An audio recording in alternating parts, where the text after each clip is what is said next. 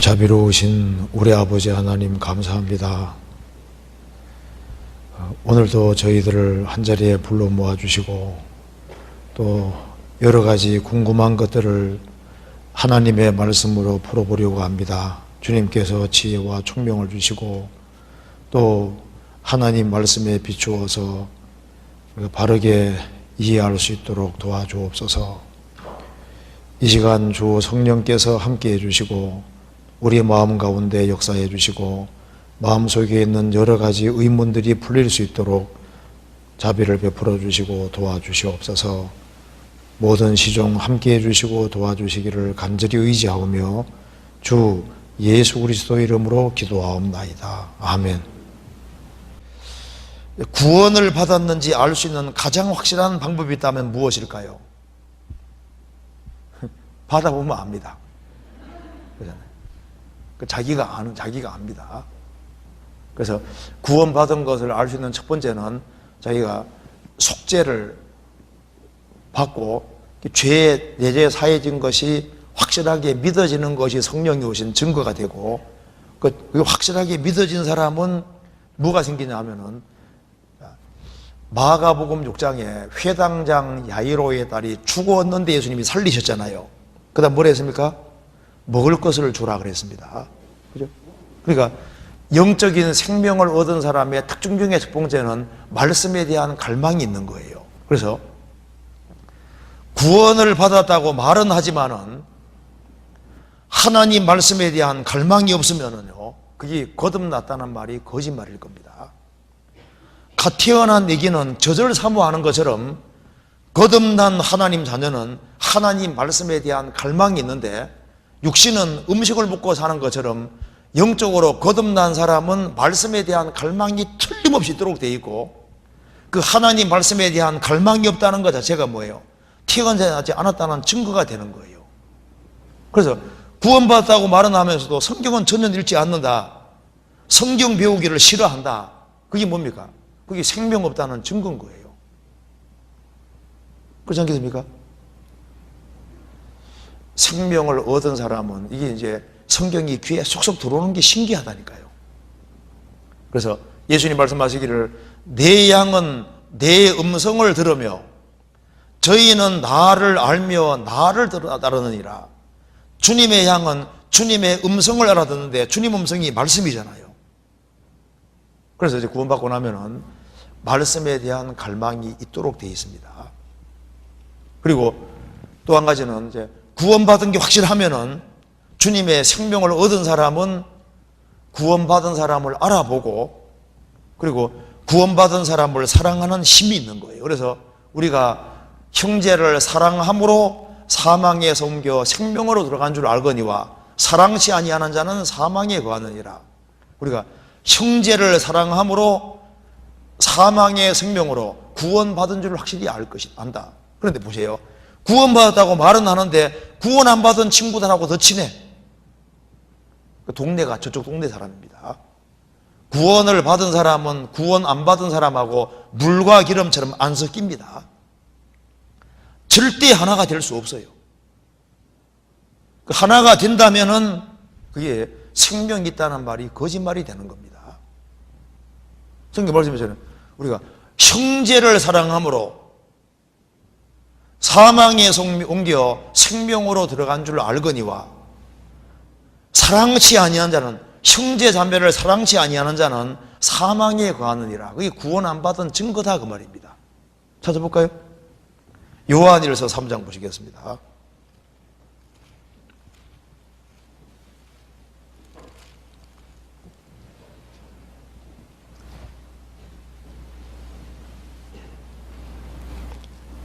(3장) 13절.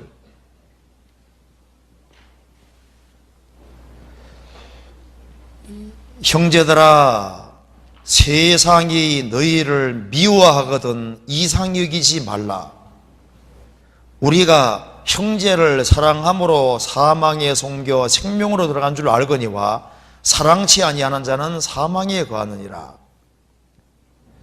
형제들아 세상이 너희를 미워하거든 이상 여기지 말라. 확실히 거듭나면은 거듭난 사람들을 세상 사람들이 미워합니다. 그걸 싫어하는 거예요. 예수님을 미워하고 대적한 세상이기 때문에 거듭난 크리스찬들을 세상이 미워하고 싫어합니다. 너는 유별한 별종이라고 싫어합니다. 자기 같지 않기 때문에 싫어하는 거예요. 그래서 불신자들하고는 이거 얘기가 안 되게 돼 있는 거예요. 공식적인 얘기 제외하고는 친밀한 관계로 들어가면 물과 기름처럼 안 섞이게 돼 있는 거예요. 그래서 형제를 사랑함으로 사망에서 옮겨 생명으로 들어간 줄 안다. 구원받은 줄 확실하게 안다. 그래서 이제 내가 누구하고 친한지를 보면 알 수 있습니다. 구원 안 받은 사람하고 더 친해, 더 재밌어, 더 좋아요. 그게 동네가 저쪽 동네라는 증거인 거예요. 무슨 말 이해되죠? 그래서 제일 먼저는 성령의 도우심으로 자기가 속죄받은 걸 확실히 알고 정말 속죄받고 성령이 들어오셨으면요 영적인 갈망이 생긴다. 갈망이, 말씀에 대한 갈망이 있도록 되어 있습니다. 그래서요 애기 태어나면요 저절로 얼마나 사모해요. 그리고 구원받고 나면요 성경이 쏙쏙 들어오고 귀에 이해가 되죠. 그렇구나, 이해가 막 되잖아요. 구원 안 받아봐요. 성경 배우는 시간 진짜 지루합니다. 그래서 이제 우리 교회에서 이제 1시간 반 정도 수련 들고 듣는데 구원 안 받은 사람은요 견디기가 어려울걸요. 1시간 반 설교.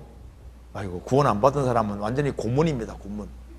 구원 받은 사람은요 재밌다니까요. 귀에 쏙 들어오고 이해가 되고, 야 속에서 그렇구나 그러잖아요. 차이가 있도록 되어 있는 거예요. 그리고 구원 받은 사람하고 같이 있으면요 그렇게 좋은 거예요. 맞잖아요. 그 다음 질문 봅시다. 성령의 역사라는 것이 무엇인지 잘 모르겠습니다. 말씀하실 때와 교제할 때 역사하여 달라고 기도하는데 그 성령님이 어떻게 역사하시는지, 무슨 일이 일어나는지, 성령님이 역사하시는 것을 어떻게 알 수 있는지 궁금합니다. 참 좋은 질문이잖아요. 성령 역사하는지 어떻게 알 수 있냐 그 말입니다. 그거 좋은 질문입니다. 근데 우리가 이렇게 생각하면 돼요. 성령이 눈에 안 보이죠. 그죠? 근데 성령 역사하는지를 아는지를 알 수 있습니다. 왜냐하면 보세요. 성부 하나님은 구원을 계획 작정하셨고 성자 예수님은 세상에 오셔서 십자가에 죽으시고 부활하심으로 구원을 완성하셨고, 이제 오순절에 성령이 강림하셔서 이제 세상에 계신데 성령이 하는 일이 뭔지를 보면 된다고 말입니다. 성령은 안 보이지만 배후에서 일을 하고 있거든요. 그럼 성령이 이제 내 속에 역사하고 있다는 증거, 우리 속에 역사하고 있다는 증거가 뭘까요? 제일 먼저 한번 확인해 봅시다. 성경 요한복음 16장 봐봐요.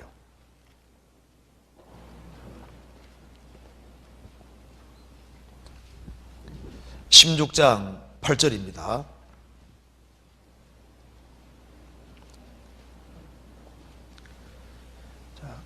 그가 와서 죄에 대하여 의에 대하여 심판에 대하여 세상을 책망하시리라. 죄에 대하라 함은 저희가 나를 믿지 아니하며 의에 대하라 함은 내가 아버지께로 가니 너희가 다시 나를 보지 못하며 심판에 대하라 함은 이 세상 임금이 심판을 받았음이니라. 자, 먼저 성령이 내 속에 역사했다, 그걸 알 수 있는 첫 번째가 바로 이겁니다.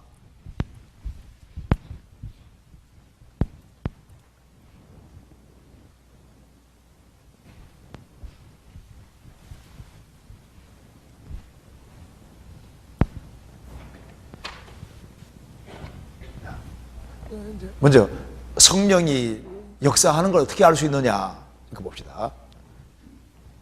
자, 성령이 오시면은 먼저 이런 걸 깨닫게 됩니다. 죄, 의, 심판에 대해서 세상을 책망하신다 그랬습니다. 이게 무슨 말이냐면은 이제 일반 사람이 생각하는 죄의 심판과 성령이 오셔서 깨닫게 해주는 것이 완전히 달라요. 무슨 말인지 봅시다. 예수님이 십자가에 죽으시고 부활하심으로 구원을 완성하셨기 때문에 이제 성령께서는 어떻게 깨닫게 하시냐면은 예수님이 십자가에 죽어서 영원한 속죄를 이루셨기 때문에 성령은 예수님의 공로를 받아들이면 영생, 배척하면 멸망, 이렇게 깨닫게 해주시는 겁니다. 그런데 구원을 안 받은 사람은 이렇게 생각합니다. 구원을 안 받은 사람은 이제 마음대로 막 살아가는 사람 보면요, 이 저런 인간은 지옥 가이다 이렇게 생각하고, 좀 착하게 살아가는 사람 보면요, 야, 저 사람은 좋은 데 가겠다, 보통 이렇게 생각하거든요. 그래서 구원받기 전에는 훌륭한 목사님, 저 목사님 무조건 천당 가, 야, 새벽기도 안 빠지는 집사님 무조건 천당 가지. 그리고 우리 반에서, 또 우리 학급에서 막 착하게 살아가면 쟤는 천당 갈 거야. 전부 다 그 행동의 근거에서 죄를 생각하게 돼 있는데요, 구원을 딱 받는 순간에 성령이 내 속에 역사하셔서 딱 깨닫게 하는 순간에 주님이 십자가에 죽으심으로 다 이루셨기 때문에 진짜 죄가 뭐냐 하면은 예수님 안 믿는 게 죄다 그 말입니다. 예수님이 다 이루신 완전한 공로를 배척하는 것이 죄고, 그거 받아들이는 믿는 것이 가장 큰 선인 것을 깨닫게 되기 때문에 이제 이걸 깨닫고 나면 이런 생각이 들어가는 겁니다. 죄 짓는 친구 보면요, 틀렸다고 생각하는 게 아니라 어떻게 하든 간에 그 친구도 예수님이 다 해놓은 것을 깨닫게 해주면 구원받게 할 수 있으니까 어떻게 하든 간에 그 친구 자리에서 예수님이 완성하신 복음을 깨닫게 해주려고 하게 돼 있고, 그 다음에 이제 착하게 살아가는 사람 보면요, 착하게 살아가는 건 물론 좋지. 그렇지만 저 사람이 저를 교회 열심히 하고 새벽기도 안 빠지고 하는데 정말 예수님의 완전한 공로를 받아들인가 싶으니까 자꾸 꼬치꼬치 캐묻게 된다니까요. 그래서 이제 누구 이제 간증 같은 거 나오면 쫙 봐가지고 이게 정말 복음 깨우쳤나 싶으니까 그 핵심적인 걸 깨우친지 그걸 확인해 보려고 하잖아요. 그 특징이 있다니까요. 그리고 이제 의에 대하라 하면 내가 아버지께로 가니 너희가 다시 나를 보지 못하며, 예수님이 부활 승천하신 것이 우리 의이기 때문에 이제 구원받고 나면은요, 예수님이 내 공로로 딱 계시니까 내가 공로 세울 필요 없어요. 그러니까 신앙 동기가 달라지는데, 내가 왜 신앙생활 열심히 하느냐? 주님이 그걸 기뻐하시니까. 그리고 자기가 바르게 살아야 자기 양심도 편해요. 또 그리고 바르게 살아가면 상과 영광 준다니까 바르게 살아가는 것이지, 천국 가려고 바르게 살고 공로 세우고 천국 가려고 바르게 사는 것이 아니잖아요. 그죠? 만일 공로 세워서 천국 가려고 하는 사람은 예수님 공로를 끄집어내리는 사람이 되는 거니까 그 사람은 예수 예조도 모르는 사람인 겁니다.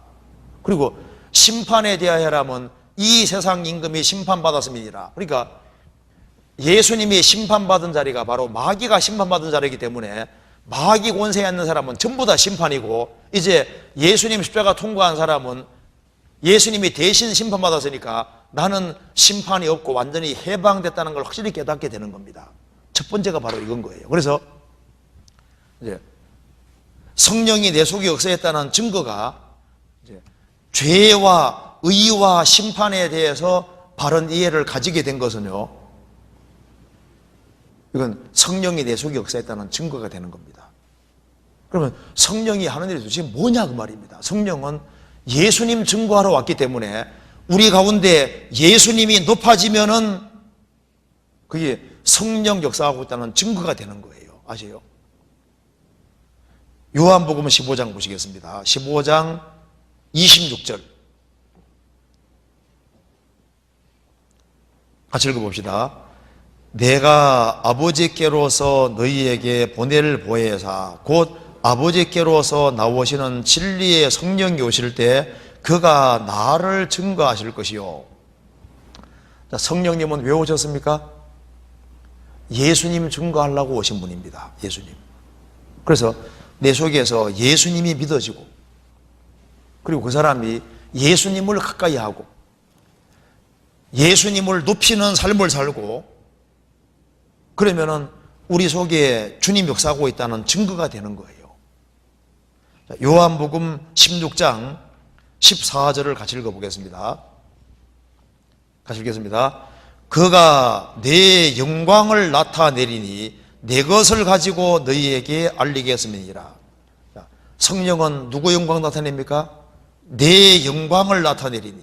그래서 마귀가 역사하면은 거기에 그리스도가 사라지게 돼 있고, 성령 역사 안 하면 사람이 탁 높아지게 돼 있는 거예요.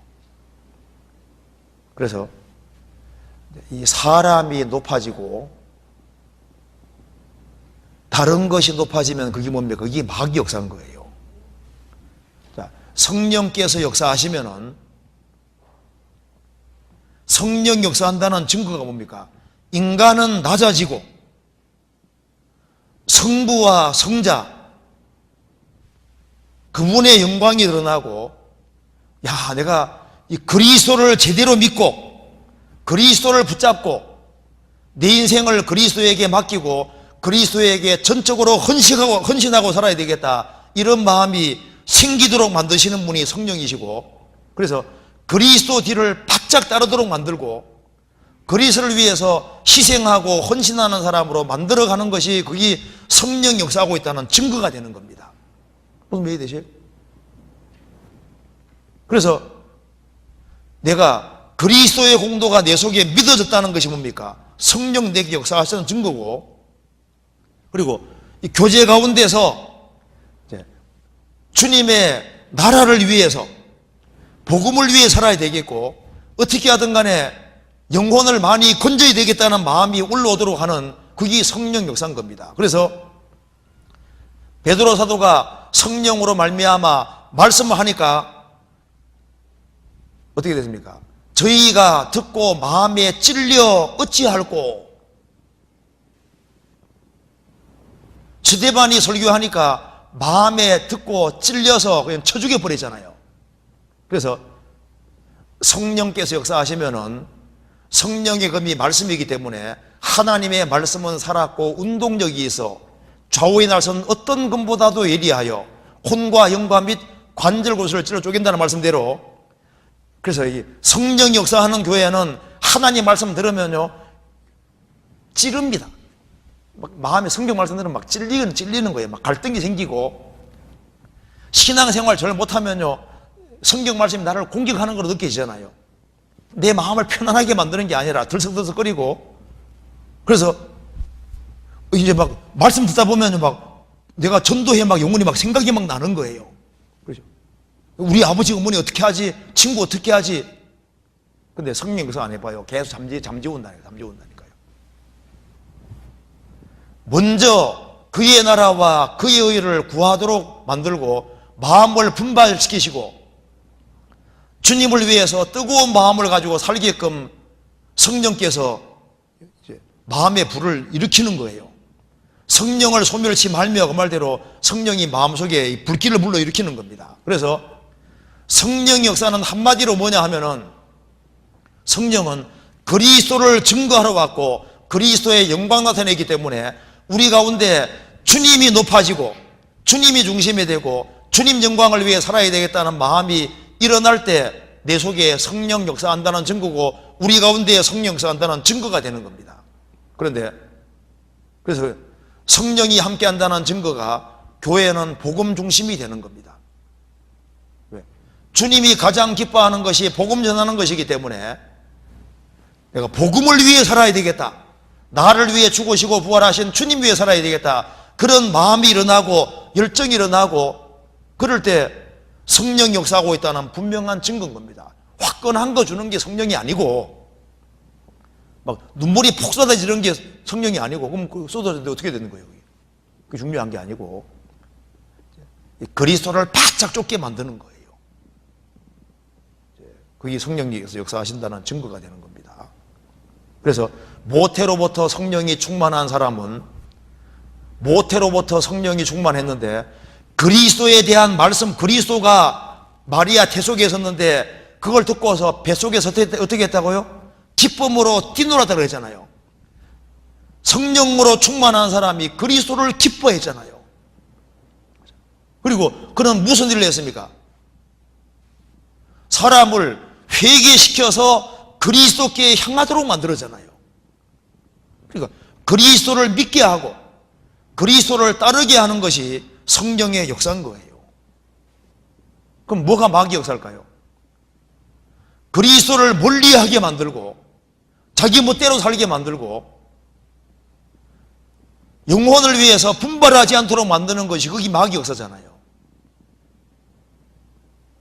그래서 인간이 높아지고 사람 중심이 되고 그리스도 말고 뭔가 다른 것이 높아지면 그것이 마귀가 배후 역사하고 있다는 증거가 되는 거예요.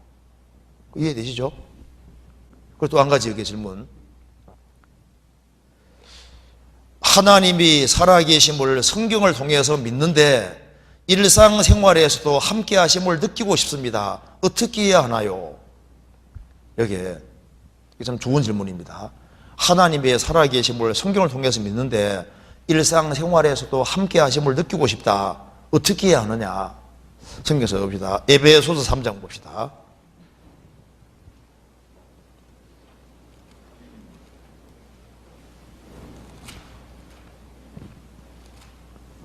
에베소서 3장 17절.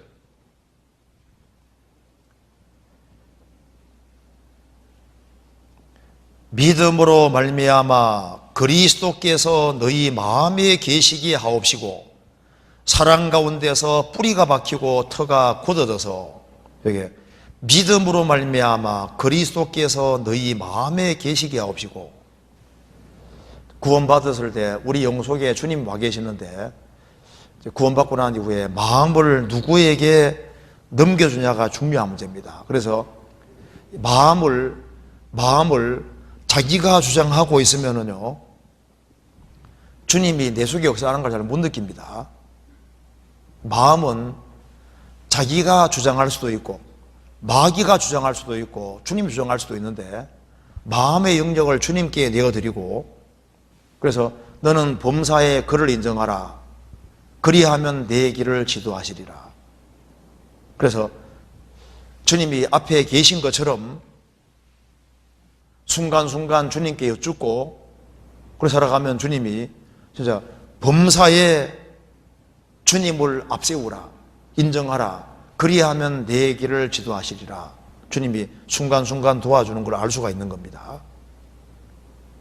그런데 그래도 잘 안 느끼지잖아요. 그렇지 않습니까? 그러니까 성경에 말씀한 대로 마음이 청결한 자는 복이 있나니 저희가 하나님을 볼 것이며, 마음의 청결을 사모하는 사람, 그 사람은 입술에도 덕이 있고 임금이 친구가 된다 그랬고, 마음의 청결을 사모하는 사람은 하나님을 볼 것이며 하나님이 가까이 계시다는 걸 알게 되는 겁니다. 그래서 주님께 기도하고 주님을 정말 가까이 하고, 그리고 마음속에 단 한 번밖에 없는 인생인데 열정을 가지고 주님을 위해서 살겠다는 그런 각오를 가지고 주님 말씀 가운데 살아가면은, 철저하게 살아가는 길을 택하면은 주님이 간섭하시고 개업하는 것을 항상 느끼는 건 아니지만요, 이게 이제 가끔 느껴집니다. 주님이 정말 함께 도와주시는구나 알 수 있는 거예요. 그런데 적당하게 대충 양다리 더 걸치고 살면요, 주님이 내 속에 역사하는 잘 못 자기 모르는 거예요. 양다리 더 걸치고 대충 살아봐요. 그러면요, 주님이 도대체 내 속에 역사하는 거예요, 역사 안 하는 거예요? 그걸 잘 못 느끼는데, 그래서 하나님은 구원받고 난 다음에도 간절한 마음이 필요합니다. 그래서 성경 보세요. 마른 땅같이 사모한다는 말이 나와 있고, 그리고 사슴이 시냇물을 잡기에 갈급한 같이 갈급한 심정으로 살아가는 사람, 갈급한 마음으로 살아가면요, 주일 말씀 들으면서도 성령이 내 속에 역사하는 걸 느낄 수가 있고, 그 간절한 마음, 사모하는 마음이 있는 사람은 주님이 채워주시는 것이기 때문에 내 속에 역사하고 내 정말 가까이 있다는 걸 자기가 알 수 있는 거예요. 그런데 적당한 선에서 대충 살아가면요, 주님이 잘 깨닫게 해주지 않습니다. 그거 흐려지는 거예요. 마음의 청결을 사모하는 사람, 마음이 청결한 자는 복이 있나니 저희가 하나님을 볼 것이며, 그리고 이 세상에서 신앙생활을 바르게 하기를 간절히 원하는 사람, 그런 사람은 주님이 인도해 주시는 것이 있습니다. 내가 너의 갈 길을 가르쳐 보이고 너를 주목하여 훈계하리로다. 정말 도와주십니다. 저도 성경 익힐 때 성경 하나 정말 바르게 익혀보려고 갈망하는 마음이 굉장히 컸었는데, 그런데 이거 진짜 그런 길이 열립니다. 그러니까 적당하게 대충 살면요, 주님이 도대체 얻어 터지면서도 모르거든요. 미련한 자는 징계를 받으면서 징계 받은지도 모를 수 있는 거예요. 그래서 제일 중요한 것은 여기 이제 일상생활에서 하나님이 함께 하심을 느끼고 싶다. 그러면요, 이거 절실하게 살아야 되는 겁니다. 사실은. 정말 사모하는 마음으로 주님을 정말 더 알고자 하는 그런 갈망 가지고 사는 사람, 그런 사람은 주님 눈여겨보시고 생활 속에서도 느낄 수 있는 겁니다. 그런데 이 고생 같은 거 하는 거 싫어하고 아주 이기적이고 자기 주관적이고 적당한 선에서 눈두장 찍는 것처럼 딱 그런 식으로 해봐요. 그러면요, 주님이 자기 속에 크게 역사하는 걸 잘 못 느끼는 거예요.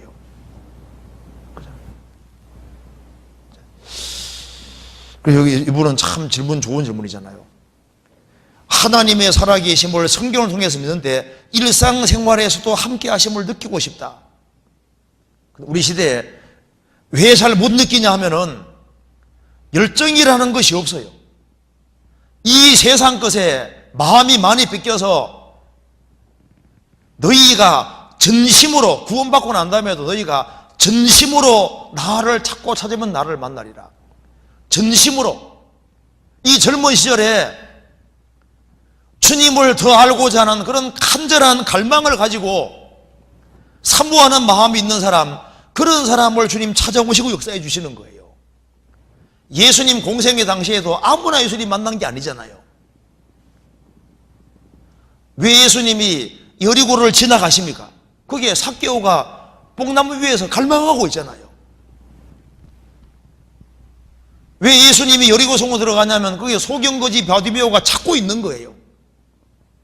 그래서 우리 시대는 오락이 많은 시대이기 때문에 스스로 고난을 자처하는 사람, 스스로 정말 신앙생활을 열정적으로 잘해보고자 하는 그런 갈망이 있는 사람, 그런 사람은 주님이 인도해 주시는 것이 있고 느껴진다니까요.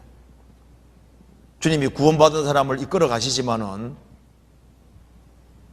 딱 보고 계십니다. 보고 계시면서 누가 정말 찾는지 그 마음을 정말 보시는 거예요. 그래서 지금 이 나이는, 여기 이제 학생들도 많이 있는데 이 나이는 적은 나이가 아닙니다. 단 한 번밖에 없는 인생인데 어떻게 살 거냐. 하나님이 살아 계시니까 한번 정말 제대로 한번 살아보자 하는 그런 마음을 가지고서 내가 이 시절에 하나님을 한번 제대로 가까이 해보자. 하나님께 가까이 함이 내게 복이라고 했잖아요. 하나님께 가까이 함이 내게 복이라.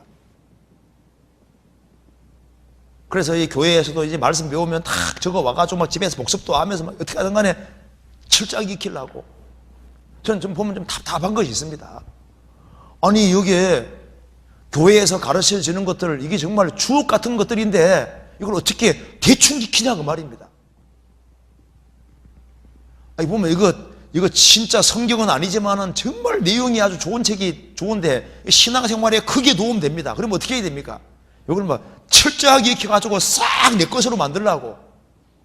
왜 그런 열정이요? 그런 절실한 마음, 절박한 마음, 이런 게 필요하거든요. 그런 마음 있는 사람은 자나깨나 무슨 생각할까요? 어떻게 하면 저 주변 친구들을 어떻게 하면 건질까? 주변 사람 어떻게 하면 건질까? 어떻게 하면 전도할까?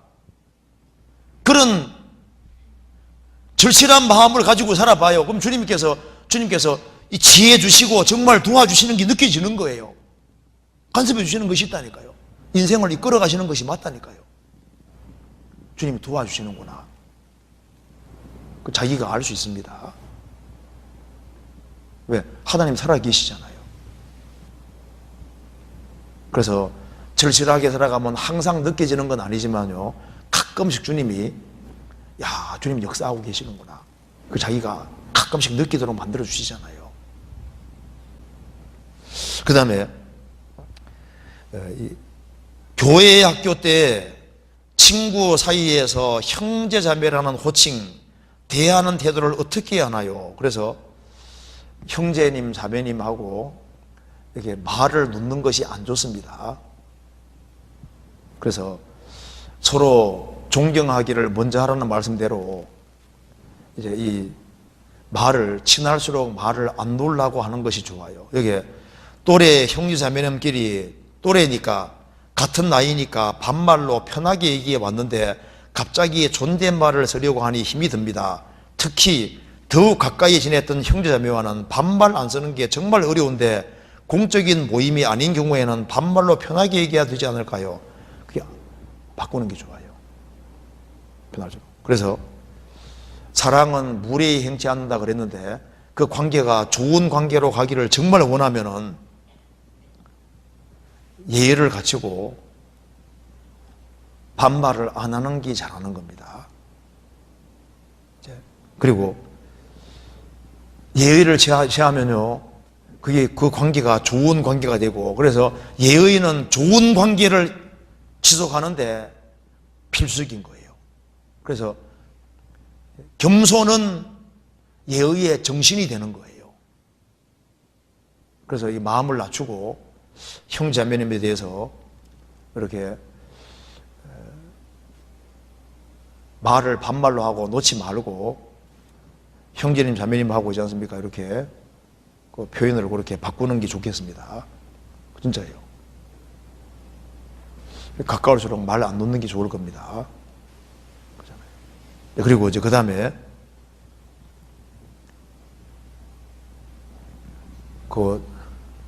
너무 친하다고 해서 말 함부로 툭툭 하잖아요. 그거 나중에 반드시 문제 생깁니다.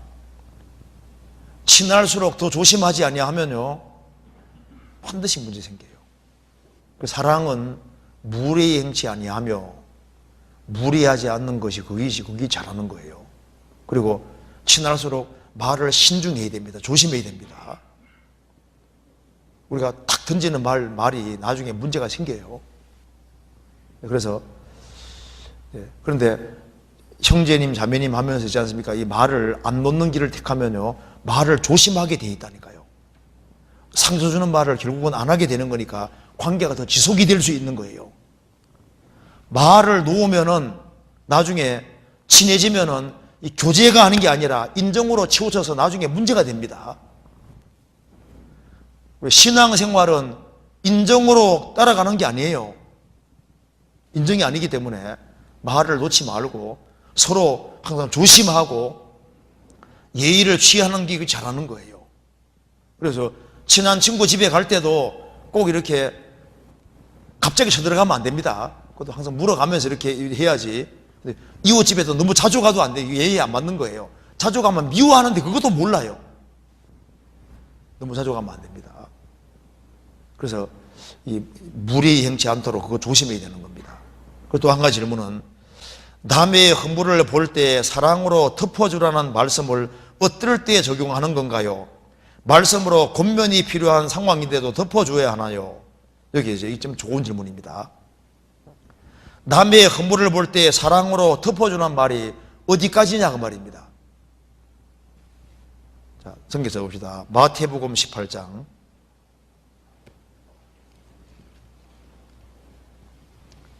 21절.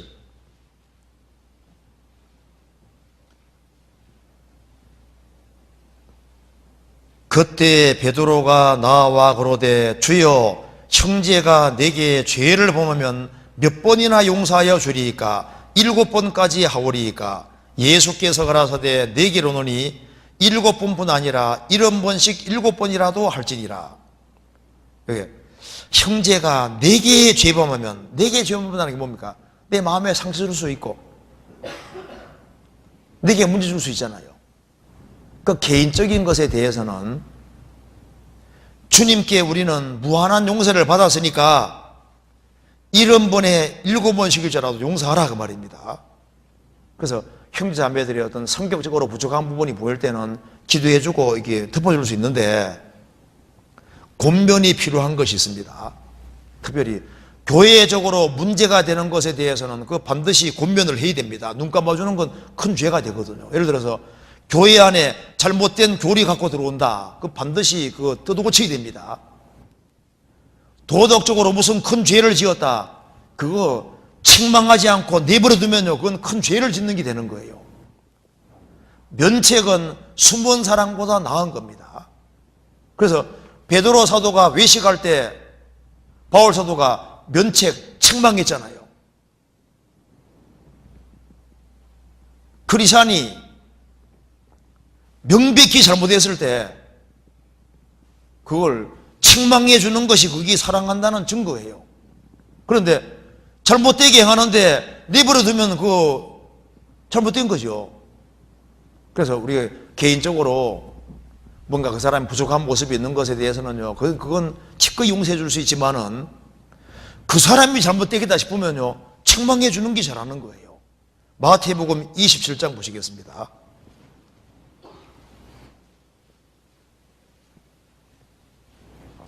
27장 5절 같이 읽어보겠습니다.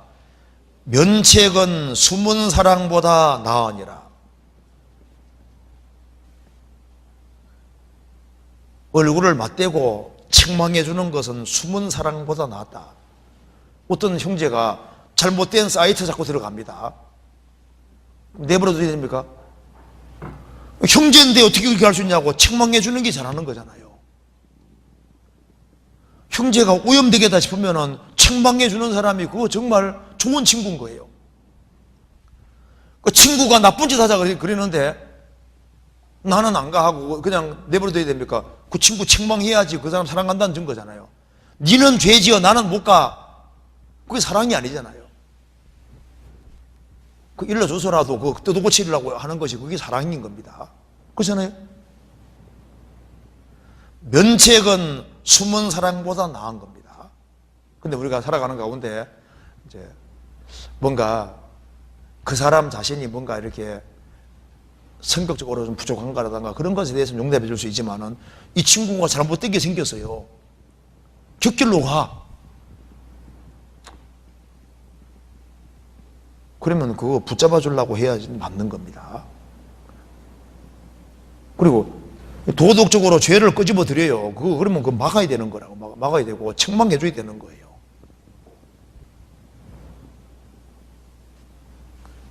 죄에 대해서는 쉬쉬하면 안 되는 겁니다. 그잖아요. 죄는 항상 죄입니다.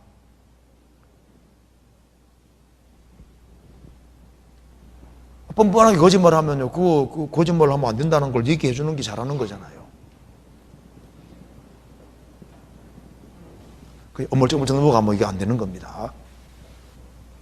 그래서요, 우리가 개인적으로 내가 당하는 건 당하면 되는 것이지만은 그래도 내가 당해도 그 형제가 잘 되기 바라는 건 좋은 거지 않습니까? 잘하는 건데, 근데 그 친구 잘못되겠다 싶으면요, 그거는 이제 옆에 얘기해서라도 어떻게 하든 간에 뜯어 고쳐서 정말 바르게 주님 뜻을 따라 살도록 이렇게 만드는 것이 잘하는 겁니다. 면책은 숨은 사랑보다 나으니라.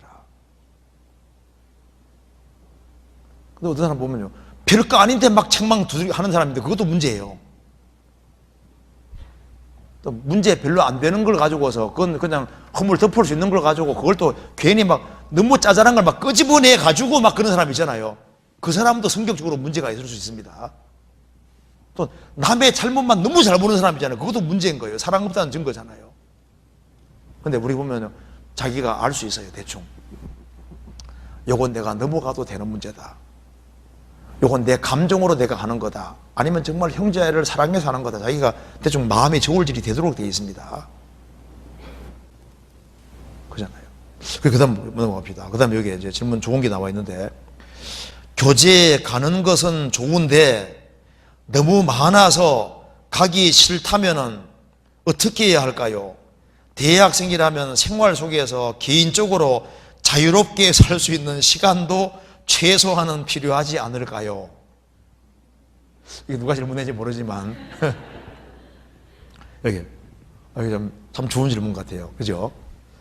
교제에 가는 것은 좋은데, 그죠? 구원받은 사람은 교제 가는 건 좋은데, 요까지 맞잖아요. 교제 가는 건 좋지요. 교제 가기가 싫은데 이러면 이거 진짜 문제가 있거든요. 교제 가기가 싫은데 이러면은요, 여기 교제 가는 것은 좋은데잖아요. 이 생각이 정상입니다. 교제 가는 게 좋죠. 그런데 너무 많아서 가기 싫다면은, 정말 너무 많아서 가기 싫을까? 진짜일까?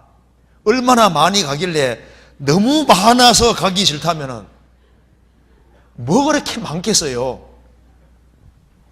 어떻게 해야 할까요? 사실은 이것도 하나님 생각해 보면요, 너무 많은 것이 사실 아닐 수 있어요. 너무 많아서 정말 너무 많겠어요?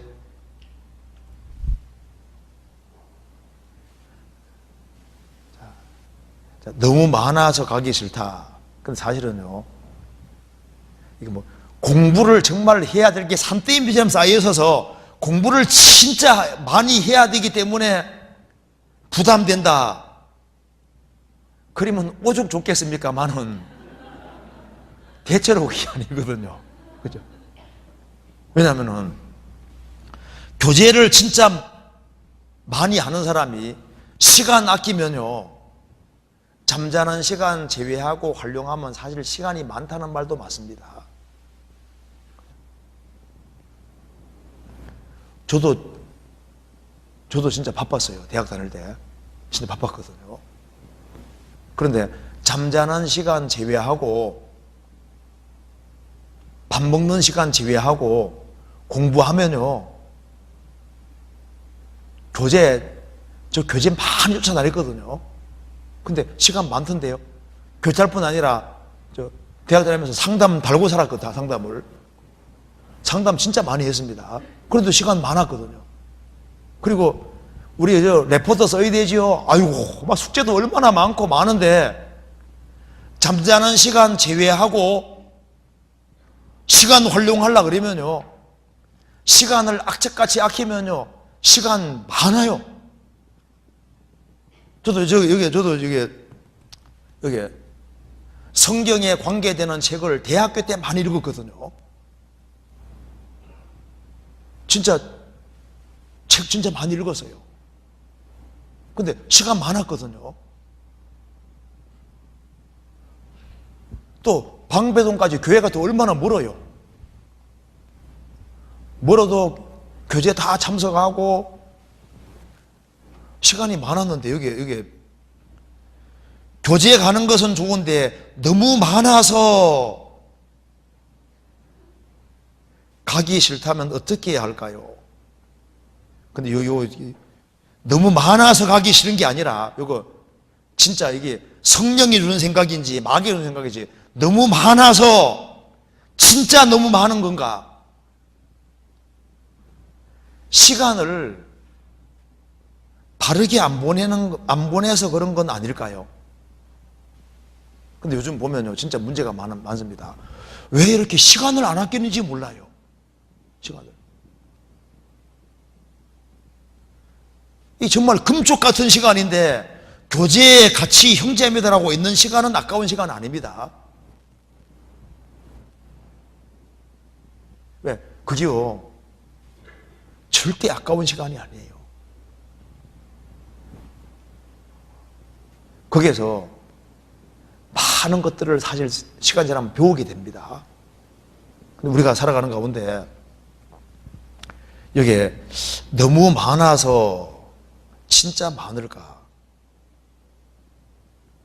오히려 쓸데없는데 보내는 시간이 너무 많지 않냐 그 말입니다. 여기 말하기를 또 개인적으로 대학생이라면 생활 속에서 개인적으로 자유롭게 살 수 있는 시간도 최소한은 필요하지 않을까요? 네.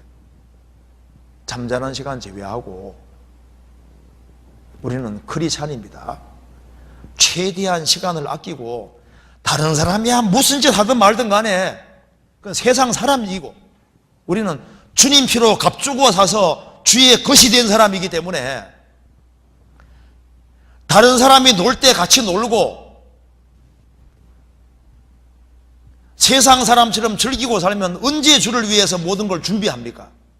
우리는요, 그러니까 세상에 이게 원한이 없는 사람하고 있는 사람이 다른 거예요.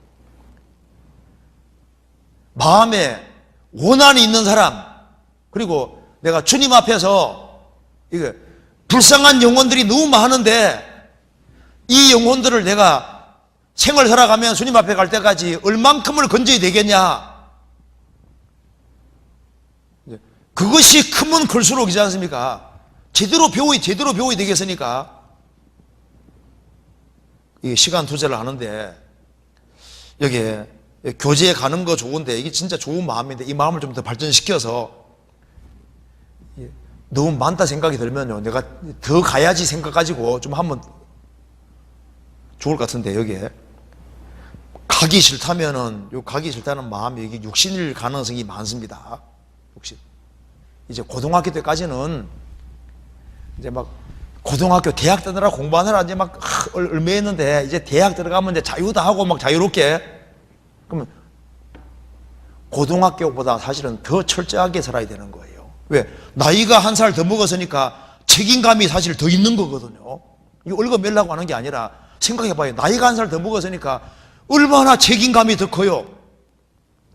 이제 내가 대학 생활을 바르게 하면은, 그리고 내가 시간을 아껴서 교제 생활을 바르게 해서 훌륭한 크리스찬이 되고, 내가 시간을 아껴서 더 철저하게 해서 바르게 익힐 걸 익혀가지고 하면은 하나님 앞에 얼마나 쓰임받을 수 있겠냐 그 말입니다. 그렇잖아요. 우리 한 사람이 신앙생활 잘하면은 날 통해서 30명, 60명, 100명이 구원받고, 나 통해서 누가 구원될지 모르는 거예요. 이 젊은 시절에 구원했을 때는 하나님 뜻이 있습니다. 우리를 괜히 구원시켜 준 게 아니잖아요. 그래서 여기에 만일 대학생들이 하나님 마음을 감동 주는 사람이라면 정말 좋을 겁니다. 하나님 나 좀 보십시오. 나 정말 신앙생활 잘하려고 하는데 정말 도와주시라고. 그러니까 나 하나님 내 주변에 내가 나이도 한 살 더 먹고 이제 대학생인데 내 인생 어떻게 살아야 되겠습니까? 정말 하나님 앞에서 불쌍한 영혼이 너무 많은데 내가 어떻게 건져야 되겠습니까? 그런 마음 가지고 준비하면요, 주님 도와주실 거예요. 그래서 여기에 교재 나오는 거 있지 않습니까? 이거 그냥 괜히 모임 만드는 게 아니라니까요. 그냥 이 교인들을 얽어매려고 하는 게 아닙니다. 그런 문제가 그런 게 아니에요. 이 대학 시절에, 유혹이 많은 시절에 같이 모여서 신앙생활 잘하면요, 그 사람이 사회에 나가서 얼마나 많은 사람을 건지고 세우겠습니까? 그 다른 사람 영혼들 때문에, 영혼들 때문에. 우리가 구원받기 위해서 얼마나 많은 사람이 희생 수고했습니까?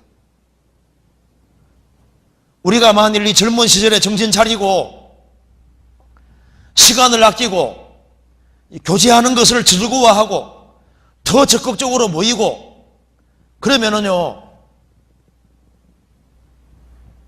주님이 도와주시면은 주님의 도움으로 생을 살게 되고, 그리고 하나님 날 통해서 아주 크고 귀하게 쓸 수 있습니다. 하나님께서 특별히 이 대학생들에게 관심이 많을 겁니다. 신입생들 정말 주님이 관심이 많을 거예요. 그래서 특별히 청년들이 같이 모여서 그리 모이기를 힘쓰고, 그리고 그것을 기뻐하고 즐거워하고, 그러면 즐거운 마음으로 공부하면 공부도 잘 되고, 그래서 오히려 모임을 열심히 하는 것이 오락을 줄이고 공부를 더 할 수 있게 만드는 게 될 겁니다.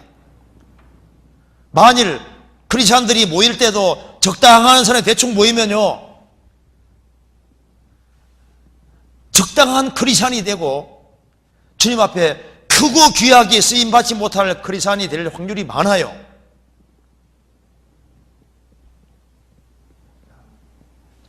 인생은 한 번밖에 없는 것이기 때문에 이 시절에 머리가 정말 제일 좋을 때잖아요. 이때 같이 교제하고 배운 건 다 남는다니까요. 그리고 이 학생 시절에 배운 것이 결국은 다 남는 것이기 때문에 같이 무리 가운데서 계속 배워요. 교제 가는 것이 좋은데 너무 많아서 가기 싫다면요, 내가 마귀에게 속는다 생각하는 마음을 가지고 더 적극적으로, 그래 봤자 일주일이라는 시간은 그렇게 많지 않다니까요. 그리고 그 나머지 시간은 다른 대학생들은 자유롭게 놀고 한다 할지라도 그렇지 않들은 집에 가서도 뭔가를 준비하고, 그리고 다른 사람 놀 때 뒤에서 칼을 가는 것처럼요, 부지런히 준비. 그래서 하나님이 쓰실 수 있도록. 그래서 절제해서 대학에 들어왔잖아요. 주님 앞에 쓰임 받기 위해서도 이기기를 다투는 자마다 모든 일에 절제하나니. 그래서 이 젊은 시절에 힘을 바르고 건전한 데다가 투자할 수 있도록 주님이 딱 보시고 신문대로 정확히 거둡니다.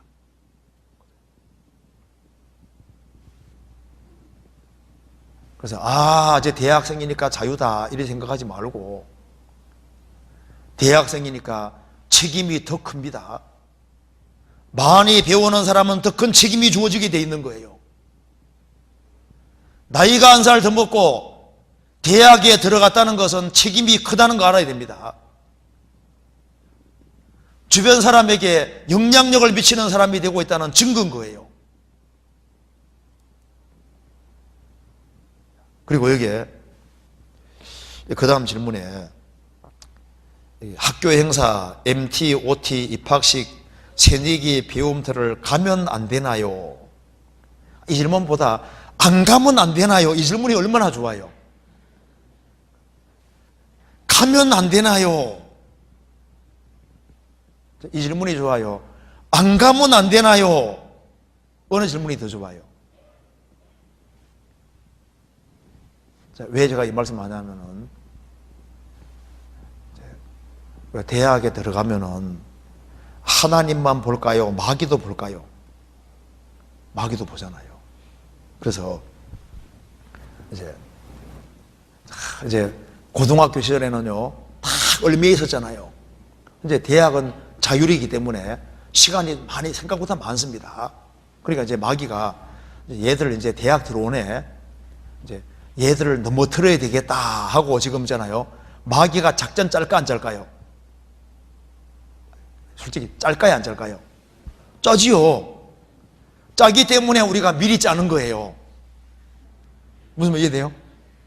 마귀가 작전을 짜고 있기 때문에 미리 이렇게 짜서 이런 모임을 갖는 거라니까요. 여기 마귀가 계획을 세우니까 우리가 미리 계획 세우는 거예요. 그래서 마귀는 지금요 딱 이제 봅니다. 얘가 어느 대학에 들어가고 어느 과에 들어가니까 누굴 통해서 어떻게 엮어가지고 넘어뜨려야지. 마귀가 머리가 얼마나 좋은데요. 특별히 좋은 사람이지 않습니까? 마귀가 좋아합니다. 좀 빨리 자. 이런 얘기 듣지 말어.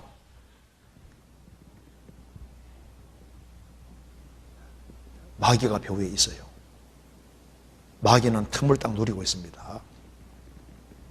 그래서 먼저 구원받고 신앙생활 잘하는 사람들, 선배들 얘기를 잘 들으면요, 겪어왔기 때문에 그 선배들 얘기를 잘 들어야 되는데, 구원받고 신앙생활 잘하는 선배들의 얘기를 들어야 되는 거예요.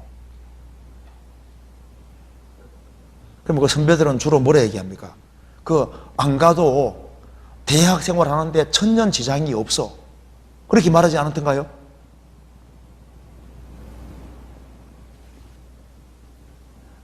안 가도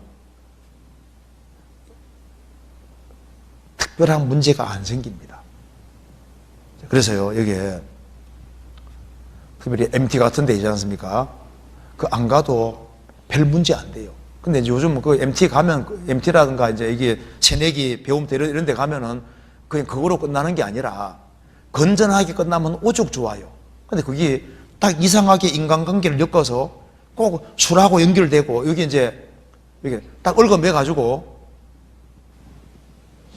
그래서 이 신앙이 격길로 간 사람이 많이 있기 때문에 그래서 이게 신중해야 될 것을 말하는 거예요. 그래서 이 질문도 가면 안 되나요? 이게 아니라 안 가면 안 되나요? 그럼 선배들이 뭐라 말할까요? 안 가도 돼. 하나도 문제 안 생겨. 수강 신청 하면 되고,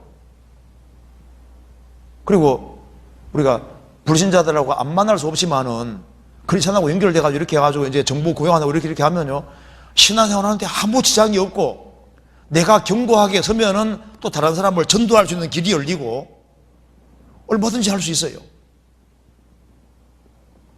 그래서 이거는 가까운 선배들이 또 많이 있으니까 물어봐요. 물어보시면요, 그것도 신앙생활 잘 못하는 사람에게 묻지 말고 신앙생활 아주 신실하게 잘하는 사람에게 물어봐요. 그러면 답을 아주 잘해 줄 겁니다. 그리고 이제 학기 초 술자리 대처법이 궁금합니다. 어떻게 하면 돼요? 그 대학의 특징이 자율입니다. 자율. 꼭 가야 되는 게 아니거든요. 그래서 술자리 대처법이 궁금하다. 안 가면 돼. 그죠? 그리고 어쩔 수 없이 엮이는 경우는요, 방법이 여러 가지가 있어요. 집안일 때문에 이제 예의가 필요할 수 있거든요. 어떤 꼭 이렇게 가야 될 자리에 집안에 일이 생겨서 그럼 일을 집에서 만들면 되는 거예요. 그래서 엄마 아버지 지금 이런 상황인데 지금 내가 이 자리에 꼭 갈 수밖에 없는 상황인데 어떻게 하면 좋겠냐고. 그러면 일단 너는 참석을 하면서 인사하면서 부모가 데려와서 데려가는 경우도 있고, 그럴 때 작전 짜면 돼요. 작전을 모사가 많으면 경량이 성하니까 방법이 많이 있습니다. 어쩔 수 없이 딱 엮이는 경우가 있거든요. 이건 뭐 교수님도 오고 어떻게 하면 빠져나갈 수 없는 그런 상황이 생길 수 있는데, 그런데 그 자리에 가면 꼭 이렇게 술을 마시게끔 만들 수도 있잖아요. 그러면요, 그 집안하고 작전 딱 짜가지고 이제 아버지가 모시러 가든지 모시러 오게 하든지 해가지고, 그래서 집안에 급한 일이 있어가지고 가야 되기 때문에, 그래서 아버지가 모시러 왔다 하면요, 그 거기에서도 다 이해를 한다니까요. 그럼 빠져나갈 수도 있고 방법 많이 있으니까 작전 짜면 돼요. 근데 한 잔 마시기 시작하잖아요. 그럼 그 다음 봐요. 그 다음 줄줄이 엮인다니까요. 그러니까 처음부터 딱 그물 걷는 식으로 가면요, 그러면 그 다음부터는 그 아주 단호한 태도를 취하면요, 또 그 다음에 이제 그 분위기를 완전히 흐리게 할 수도 있으니까 연결이 안 되는 게 잘하는 거고, 그리고 이제 그런 상황이 주어지면요, 얼른 대책 세워서 이렇게 빠져나올 수 있고 방법 많이 있어요. 그래서 의논하고 지혜 구하면요, 다 방법이 있도록 되어 있습니다. 그래서 다른 사람 마음 상하지도 않게 하면서 계약 생활은 잘 하면서 또 잘 빠져나가면서 이렇게 할 수도 있고 방법이 많이 있으니까, 그래서 처음부터 아예 안 되는 건 안 되는 것으로 해가지고 딱 그물 그어요. 아무도 안 보니까 몰래 먹으면 되겠지 하고 한 잔 먹기 시작하잖아요. 그러면 이제 그 다음부터는 이제 한 잔으로 끝나는 게 아니라니까요. 이제 줄줄이 쫙 엮이게 돼 있는 거예요. 우리가 처음부터 딱 그물 걷는 길을 택하는 게 현명합니다. 사람을 두려워하지 말고 하나님을 두려워해서 처음부터 딱 그물 그어요. 그 다음 여기에도 그 다음 질문에 이제 여기 술자석에도 내 혼자 크리스찬이고 불신자들이 가득 있으면요, 그거 참 빠져나오기 어렵습니다. 그러니까 아예 처음부터 그 자리에 안 있는 게 잘하는 거죠. 거기서 같이 있는 자리에서 아주 단호하게 딱 취하면요, 물론 그 잘하는 것이지만은 차라리 그럴 바에는 안 가는 게 잘했다는 걸 자기 알다니까요. 괜히 그 분위기를 확 흐리게 만들어 버리잖아요. 그래서 내가 먼저 영적으로 강해지는 것이 필요하고, 일단은 단호한 태도 취하셔요. 그게 잘하는 겁니다. 그리고 두 번째, 그 다음 질문 봅시다. 이성 친구 전도, 이성을 친구로 사귀어도 되나요? 성경에서 봅시다. 고린도전서 5장 봐봐요.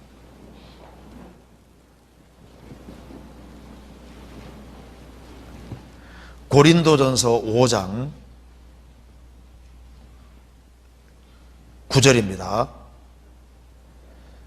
내가 너희에게 쓴 것에 음행하는 자들을 사귀지 말라 하였거니와 이 말은 이 세상에 음행하는 자들이나 탐하는 자들이나 토색하는 자들이나 우상 숭배하는 자들을 도무지 사귀지 말라는 것이 아니니 만일 그리하려면 세상 밖으로 나가야 할 것이니라. 여기 도무지 사귀지 말라는 것이 아니니 이게 공적인 사귐 말하는 겁니다.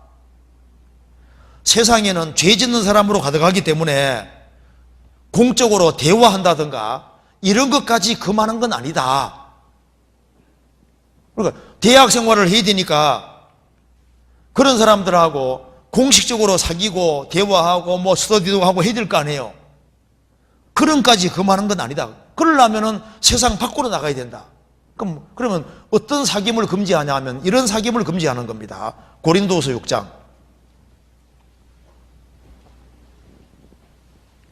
14절 너희는 믿지 않는 자와 멍에를 같이 하지 말라. 의와 불법이 어찌 함께하며 빛과 어둠이 어찌 사귀며. 여기에 사귐이라는 건 펠로우십입니다. 헬라 원어로 코이네리아인데 친밀한 사귐 말하는 거예요. 그래서 우리가 세상에 살아야 되기 때문에 세상 사람과 접촉하고 대화도 해야 되는 거니까 공식적인 사귐이라든가 이런 것을 금하는 건 아닌데 형제자매들처럼 친밀한 사귐은 불가하다 그 말입니다. 그래서 우리가 이제 학교 생활하는 가운데서 차도 한 잔씩 마시고 뭐 이제 우리가 스터디고 하든가 이런 것도 하고 뭐 이렇게 얘기하러 해야 될 거 아니에요. 그런 것을 넘어서서 친밀한 사귐으로 들어가는 것은 이건 안 되는 거예요. 그래서 이성을 친구로 사귄다고 할 때 이게 친밀한 사귐으로 들어가기 때문에 크리스찬이 사귈 때는 결혼을 전제하는 것이 되는 겁니다. 그래서 공적인 사귐을 넘어서서는요 안 하는 것이 그게 잘하는 거예요. 왜냐하면 내 짝은 있어요 없어요? 내 짝은 있어요. 그리고 가능하면 빨리 결혼해요. 빨리 학교 졸업해가지고 빨리 결혼하고 빨리 결혼하는 길을 택하라고. 빨리 좀 사귈 생각하지 말고 공부 열심히 해서 빨리 직장 잡아가지고 빨리 결혼하는 길을 택해요. 빨리. 그렇지? 무슨 말 이해되죠? 괜히 사귀려고 생각하지 말고 빨리 결혼하면 돼. 빨리.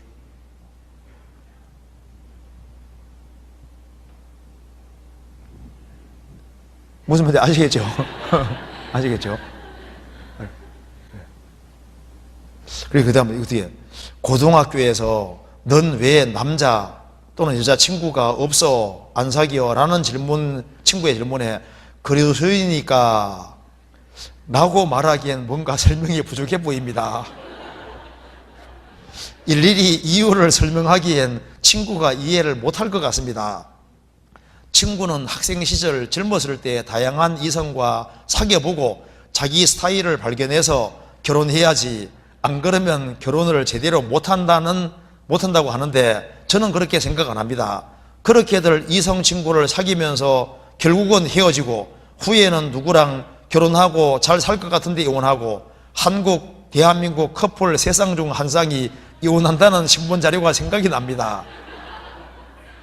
그러는데 그렇게 여러 번 사귀어 봤으면서 결국 헤어질 거면 결혼 전에 왜 굳이 여러 번 이성 친구를 사귀는지 이해가 안 됩니다.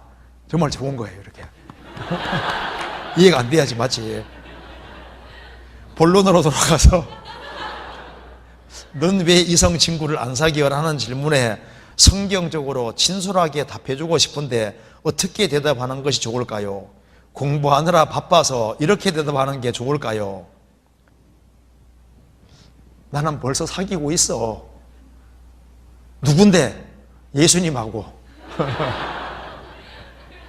근데 자기 할 일을 자기 할 일을 하느라 바빠서, 그래서 이제 공부하느라 바빠서 이 말 할 때는 공부를 진짜 열심히 하는 사람이 말해야 되는 겁니다.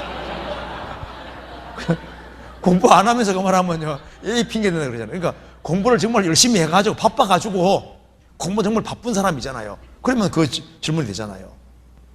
근데 또 한 가지는 나는 아직은 사귀고 싶지 않아, 이렇게 말하는 것도 좋잖아요. 아직은 나는 생각 없어. 딱 저럴 수 있습니다. 아직은 사귀고 싶지 않다는데 뭐라 하겠어요? 그렇죠? 난 나중에 차차 사귈 거야, 그 말 되잖아요. 나중에. 지금은 그런 생각 없어 하면 끝인 거예요. 그렇잖아요. 그리고 저게 왜 술을 마시면 안 되는 것인가요? 성경에서 금지했잖아요. 성경에서 봅시다. 잠언 23장. 그렇게 마시고 싶어요. 왜 마시면 안 되는 것인가요? 잠언 23장 29절. 재앙이 네게 있느뇨, 근심이 네게 있느뇨, 분쟁이 네게 있느뇨, 원망이 네게 있느뇨, 까닭없는 창상이 네게 있느뇨, 붉은 눈이 네게 있느뇨, 술에 잠긴 자에게 있고 혼합한 술을 구하려 하는 자에게 있느니라. 포도주는 붉고 잔에서 번쩍이며 순하게 내려가나니 너는 그것을 어떻게 하라고요? 보지도 말지어다.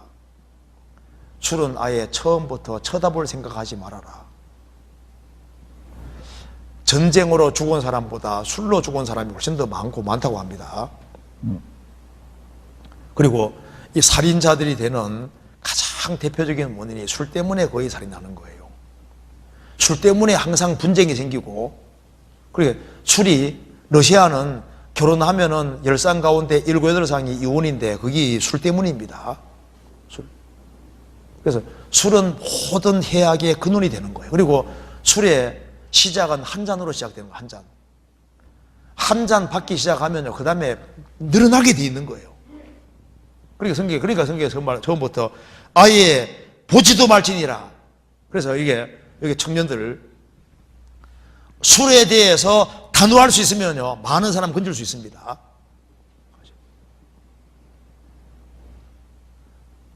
저희 집은 술꾼 집안입니다. 저는 술 안 먹는 길을 택했습니다. 술 있지 않습니까? 술이요, 진짜 문제 많이 생겨요. 저희 동네가 이 강원도 탕방촌이기 때문에, 술 때문에 집안 문제가 다 생기는 거예요. 술이 문제가 심각합니다. 강원도 탕방촌에 살아봐요. 막 집안이 막 쨍랑쨍랑 소리 나고 이게 하는 것이 전부 다 술 문제. 가정 불화를 가져오는 핵심이 이게 술입니다. 술. 그래서 술을 어디에서 배우느냐? 보통 대학에서 많이 배우거든요. 같이 모였다면 술 먹는 거예요, 술. 근데 처음부터 딱 이렇게 안 막는 길을 딱 택하면요, 그러면 많은 사람을 건질 수 있고, 술을 걸치면 전도 못 합니다. 술 한 잔씩 먹으면서 야, 예수 믿어봐 좋아하면 누가 믿겠어요? 전도 못 해요. 그 다음 여기 질문 중에 좋은 질문이 남아 있습니다. 세상 것을 포기해야 하나, 대중문화, 주변에서 어쩔 수 없이 가요가 들릴 때 어떻게 해야 하나? 근데 사실 이건 질문거리도 사실 안 됩니다. 왜 안 되냐 하면은, 자기 할 일을 열심히 하면은요, 다른 것이 밑에 내려간다니까요. 여기 보면은, 세상 것들을 포기해야 하나, 뭐 그런 생각할 필요 없이, 자기 주어진 일에 하나님 앞에서 내가 할 일을 찾아서 부지런히 하면은 다른 것은 다 밑에 내려가게 돼 있는 거예요. 성경 찾아봅시다. 시편, 이사야 33장 찾아봅시다. 이사야 33장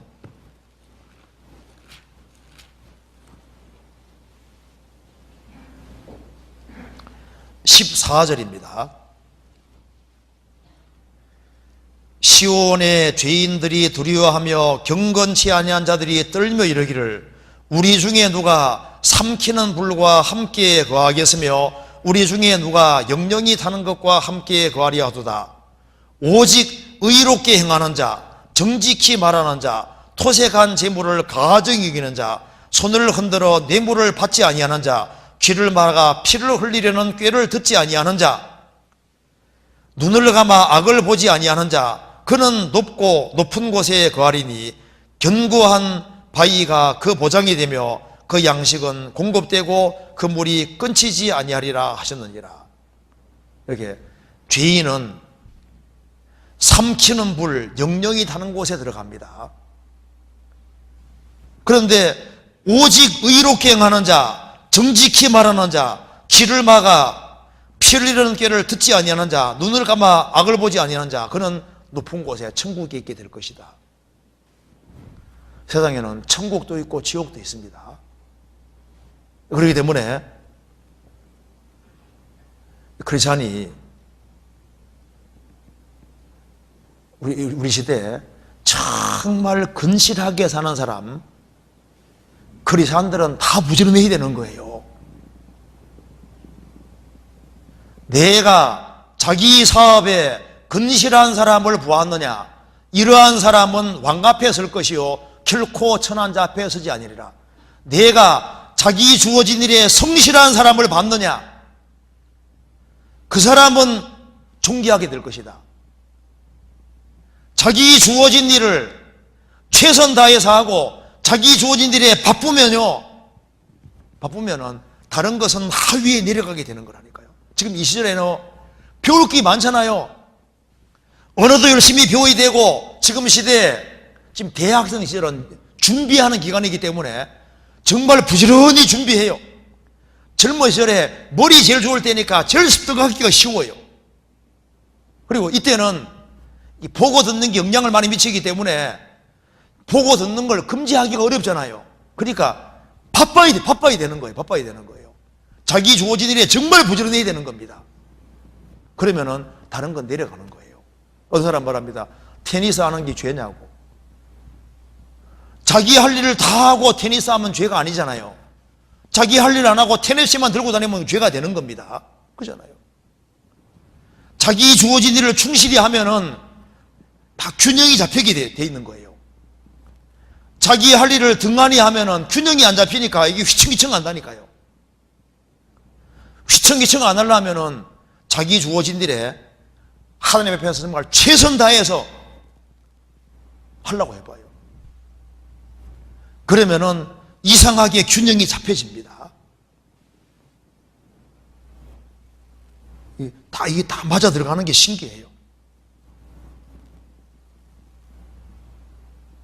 우리가 지금 세상 문화가 막 밀려오는데 이걸 소극적으로 대처해야 하면 딸려갑니다. 적극적으로 이 건전한 곳에 거기다가 시간을 투자하려고 그렇게 부지런히 그러면 다른 것이 자연스럽게 정리가 딱 되게 돼 있는 거예요. 그런데 우리 시대에 너무 많이 놀거든요. 너무 할 일을 열심히 안 해요. 그 자기 주어진 일에 정말 최선 다해 하면 얼마나 좋겠어요. 여기 또 질문 나온 것이 PC방, 노래방, 당구장은 가면 안 되는 이유가 무엇인가요? 주님과 같이 가봐요. 예수님 데리고 가봐요. 예수님 같이 PC방 갑시다. 노래방 갑시다. 당구장 같이 갑시다. 주님과 같이 갈 수 있으면 가요. 그럴 시간이 어디 있냐고. 아이고, PC방 갈 시간이 있어요? 노래방 갈 시간이 있어요? 그러니까 이게 신앙은 액세서리가 아닙니다.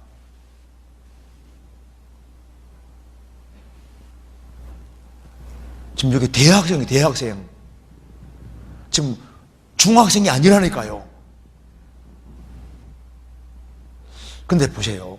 이게 참 세상이 잘못되어 가는 것이 과거에는 14살 되면 의젓했거든요. 어른스러워서 말도 어른스럽고 정말 훨씬 조심해 살고 인격이 훨씬 훌륭한 사람으로 되는 것이 그게 정상인데, 요즘 보면 나이가 들어갈수록 또 사고뭉치가 돼가고, 죄송합니다, 더 삐딱하게 돼가고 더 세상적이 되고 세상적으로 죄를 더 많이 짓는 쪽으로 가는 거예요. 어떻게 된 거냐 그 말입니다. 이상하잖아요. 나이가 들어갈수록 야, 인생의 장래를 생각하고 내 인생을 어떻게 살 거냐 고민도 하고 뭔가 세상에서 보람된 일을 해야 되겠고 하나님 앞에 정말 영광 돌리는 그런 사람이 돼야 되겠고 어떻게 하든 간에 유익을 끼치는 사람이 어떻게 하면 될 수 있을까, 이걸 연구하고 생각을 해야 될 나이입니다. 근데 지금 그 나이가 아니라 어떻게 하면 오락을 하고 어떻게 하면 더 즐기고 어떻게 하면 죄 많이 더 짓고 이렇게 할까? 그럼 이것이 성장하는 거, 역행하는 거잖아요. 지금 나이가 들어가고 있는 겁니다. 나이가 지금 애들이 아니에요. 지금요. 지금 대학생이면은 중학생이 아니고 고등학생이 아니고 대학생이면 지금 컸잖아요. 큰 대학생이니까 뭔가 비전을 가지고 하나님 나라와 영광을 위해서 내가 어떻게 살아야 될 것이냐 그걸 고민하면서 어떻게 하면 성경을 더 바르게 익히고 어떻게 하면 내가 인생에서 더 많은 사람을 건지고 세울까, 그쪽으로 고민하고 하나님 내가 어떻게 하면 좋겠습니까? 내가 어떻게 살면은 주님 앞에 영광 돌리고 세상을 정말 보름되게 살 수 있을까요? 그걸 고민하고 같이 모이면 그런 걸 같이 얘기하고 그래야 될 나이다 그 말입니다. 그렇잖아요.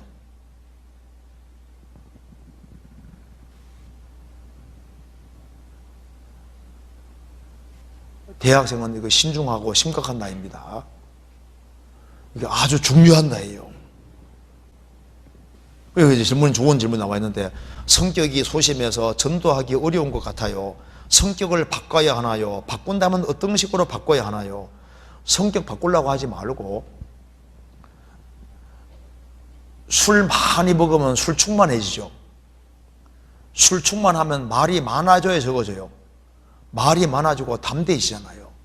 그러니까 성격을 바꾸려고 하지 말고 성령 충만하게 되도록 노력을 하세요. 오히려 술 취하지 말라. 이는 방탕한 것이니 오직 성령의 충만을 받으라. 그래서 이 하나님의 성령으로 충만해지면은 담대한 마음이 생기게 되고 소심한 사람도 담대하게 바뀔 수 있습니다. 그리고 이제 전도 같은 걸 할 때 내가 소심한 성격이라 할지라도 친해지는 사람들이 있으면 그런 사람에게 전도할 수, 가까운 전도할 수 있잖아요. 그리고 요즘은 전도하기 어려우니까 두세 사람 이렇게 그룹으로 해가지고 이렇게 전도하는 게 좋고, 내가 이 친구 전도하고 싶은데 나는 뭐 성격이 소심하니까 그래서 같이 이렇게 자연스럽게 몇 명 같이 모이는 식으로 길을 열어가지고 이렇게 전도할 수도 있고, 혼자 하기 힘들면 두세 사람 같이 이렇게 연합하는 것도 좋아요. 근데 소심한 거, 디모데도 소심했습니다. 근데 누구든 소심할 수 있는데, 근데 중요한 것은 충만해지면은 좀 담대해지는 것이 있어요. 술 충만하면은 말이 많아집니다.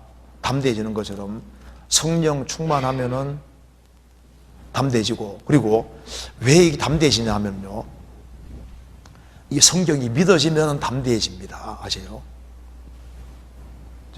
약 선전하는 사람 보세요. 약에 대한 확신이 생기면 막 얘기하게 되잖아요. 이제 어떤 사람 보면요, 뭐 몸이 안 좋아. 근데 내가 이 약을 써보니까 이게 정말 좋거든요. 그러면 약 얘기하게 돼 있다니까. 뭔가 확신이 생기면 얘기하게 돼 있거든요. 이것이 정말 절대적인 진리고 내가 확인해보니까 이게 틀림없어요. 틀림없어. 그러면은 입이 근질근질하게 되고, 이게 너무 확실하면은 주변 사람에게 얘기를 하고 싶어지고 하게 된다니까요. 그래서 이제 여기에 소심한 성격이면요, 이 성경을 있지 않습니까? 꼼꼼하게 읽으면서 성경을 확인을 딱 해보면, 야, 이게 진짜구나. 이게 딱 믿어지면은, 믿어지는 것은 얘기가 나오게 돼 있습니다. 성경에서 말씀하기를 믿는 거로 말하노라. 믿어지면은 반드시 말이 나오게 돼 있다니까요. 왜 말이 안 나오냐 하면은 소심해서 안 나오는 것보다 안 믿어지는 거예요. 확신이 딱 생기면은 얘기가 나오게 되는 거예요. 이게 진짜인데 이거 안 받아들이면 지옥 가는 게 확실하면요, 어떻게 하든 간에 전해주려고 하게 되는 거잖아요. 그잖아요. 그래서 여기에 그럼 어떻게 하면 충만하게 되느냐? 많이 먹으면 돼요. 술 충만하려면 술 많이 먹으면 되는 것처럼 성령 충만하려면 성령을 많이 마시면 되는, 어떻게 마실까요? 내가 너희에게는 말이 영이요 생명이라는 말씀대로 하나님 말씀을 부지런히 듣고, 실제로 인터넷 사이트 있잖아요. 우리 들어가서 복습을 자꾸 하고, 우리 어떤 지역교회 가보면요, 진짜 자매님들 아주 훌륭한 분들 많습니다. 그 말씀을 테이프를 갖다 놓고 시간 날 때마다 계속 들어요. 계속 여러 번 듣고 또 듣고 또 듣고 해서 완전 체득이 되도록. 그러니까 말씀 가운데 사니까 충만해지지 않을 수가 없는 거예요. 그래서 이 절에는 말씀을 듣고 복습을 하고 완전히 그냥 내 것으로 만드는 작업을 하고, 그렇게 해서 말씀에 대한 확신이 생기면은 자기도 모르게 자꾸 충만해지는 것이 맞습니다. 그러면 여기 입으로 자꾸 나오게 되고, 소심한 성격도 바꿔지게 되고, 그리고 구원받은 무리 가운데에서만 성격이 소심한 것도 바꿔집니다. 바꿔지고 용기가 생기고 힘이 생기고 이제 그렇게 되게 돼 있어요. 그래서 세일즈 아는 사람들은요, 이게 자기 제품에 대해서 확신이 딱 생겨야 되거든요. 확신이 생겨야만 이게 제품 잘 팔 수 있다니까요. 이거 먹으면 진짜 좋아져. 그러면요, 담대히 얘기하게 되는 거예요. 그래서 이 복음에 대한 확신, 성경에 대한 확신, 그런 것이 필요합니다. 그리고 여기에 친구가 이제 저희 교회에 대해서 이제 이 안 좋은 교회라고 막 핍박하는데, 막 제가 이 해명을 해줘도 안 믿는다. 이 상황에서 그런 사람들을 전도해야 하나요? 어떻게 하는 것이 성경 말씀에 맞는 것인가요? 친구한테 우리는 이상한 교회가 아니라고 설명해줘도 안 믿는다. 이 상황에서 그런 사람들을 전도해야 하나요? 어떻게 하는 게 성경 말씀에 맞나요? 근데 먼저 우리가 전도하는 데 있어서 말로 전도하는 것도 효과가 있지만 그것보다 더 큰 효과는 행실로 보이는 것이 사실 영향이 크거든요. 야, 저 사람은 정말 크리스찬답다. 정말 주님이 저 안에 사신다. 저 친구는 뭔가가 다르다. 그러면은 그 말에 힘이 있는 거예요. 근데 말로 설득하는 건 쉽지 않거든요. 그래서 우리가 주님을 모시고 주님 중심으로 생활을 살아가면은 주변 사람들이 야, 뭐가 다르구나. 그러면 전도할 때 힘이 있는 거예요.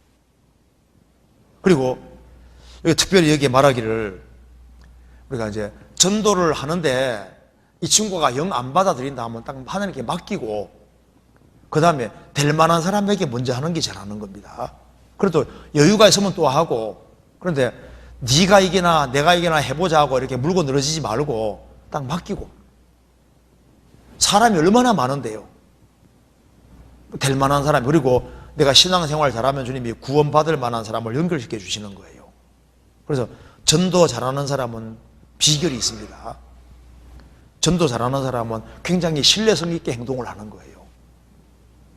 그리고 그 사람이 약속을 지킬 수 있도록 이렇게 잘 유도하는 사람이 있는데, 그런 것부터 배워야 됩니다. 성경 한번 찾아봅시다. 골로새서 4장.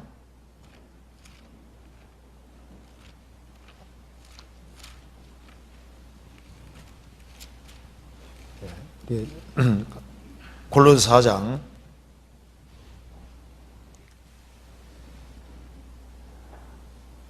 5절 같이 읽어보겠습니다.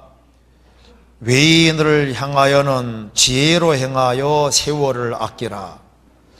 이 구원 안 받은 외인을 향하여는 지혜로 행하여 세월을 아끼라. 그래서 시간이 많지 않기 때문에 구원 받을 만한 사람, 그런 사람들에게 전도를 하고, 그리고 이걸 해명해줘도 빨리 안 받아들이는 사람은 주님께 맡기고 될 만한 사람에게 먼저 하는 것이 잘하는 걸 겁니다.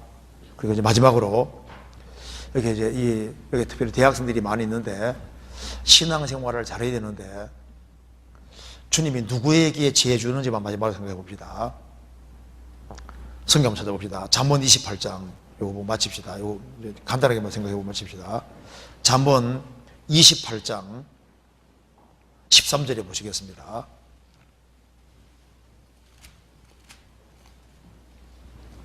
13절 같이 읽겠습니다. 자기의 죄를 숨기는 자는 형통치 못하나 죄를 자복하고 버리는 자는 불쌍히 여김을 받으리라. 자기의 죄를 숨기는 자는 형통치 못할 것이다. 이게 이제 대학 생활을 하면서 자기의 죄를 숨기는 자는 형통치 못할 겁니다. 일이 잘 안 풀려나갈 겁니다. 형통치 못할 거예요. 그런데 비록 죄를 지었을지라도 자복하고 끝나면 안 되고 자복하고 버리는 사람은 불쌍히 여김을 받을 것이다. 하나님의 긍휼과 자비를 입고 하나님의 인도하심을 느끼게 될 겁니다. 그런데 자기의 죄를 숨기고 악을 고집하면은요 지혜가 없어집니다. 그거 아셔야 됩니다. 자기의 악과 죄를 고집하는 사람은 주님이 지혜를 안 주세요. 그래서 이 2절에는 하나님의 지혜를 얻어야 되는데 하나님 지혜를 얻으려면은 자기의 죄를 숨기는 자는 형통치 못할 것이다. 죄를 자복하고 버리는 사람, 악을 떠나는 사람, 그 사람 주님께서 특별하게 지혜를 주십니다. 욥기 28장 보시겠습니다.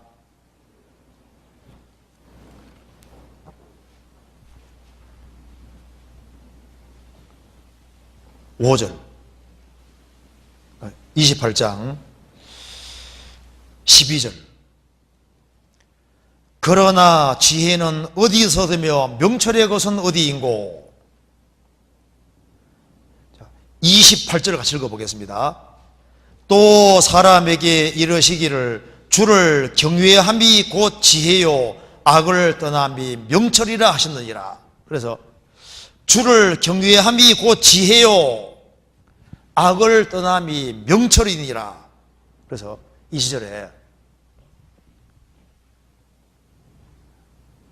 어떻게 악을 떠날 것인가. 그래서 혼자 있으면 악으로 기울기가 쉬우니까 이 시절에 뭘 배워야 되냐 하면은 꼭 공동체. 내가 부족한 것이 보여도 자꾸 구원받은 사람들이 모인 무리 가운데 자꾸 연결돼서 이제 대학 생활을 시작하는 시점에서 이 구원받은 사람들이 모이는 무리를 이걸 우선적으로 생각해야 되가 이때입니다. 만일 이제 이 대학생들이 이 크리스찬들이 모이는 모임에 한 번도 안 빠지고 꼭 모이겠다 그렇게 하는 사람은 틀림없이 악이 멀어지게 돼 있는 거예요. 왜? 내 혼자 악을 이기기 어렵다니까요. 내 혼자 유혹을 어렵기 때문에 이 절에 중요한 것이 공동체. 그래서 홀로 있는 사람은 분명히 넘어지게 될 겁니다. 여기 그리스도인들이 모이는 무리를 멀리 하지 않습니까? 얼마 시간 지나 봐요. 저 세상으로 가 있고 완전히 지혜를 싹 비켜버리는 거예요. 그런데 공동체 안에 있으면요 주님이 계속 깨끗하게 해줘요. 밖에 나갔다 오면 더러운 게 들어오지만 또 모임 가운데 있으면서 또 주님이 깨끗하게 해주시기 때문에 그래서 신앙생활을 잘하면 모임에 나오는 게 아니라 못할수록 더 나와야 되는 거예요. 그래서 나와서 자꾸 연결되고 하면요 주님의 힘에 의해서 신앙생활을 할 수 있게 되는 겁니다. 그래서 이 시절에 꼭 기회 될 것이 뭐냐 하면은 친구 만들어야 돼요.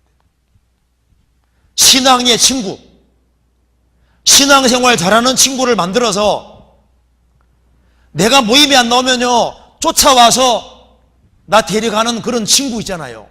그런 친구를 만들어야 된다니까요. 자, 물어봅시다. 그런 친구 있어요?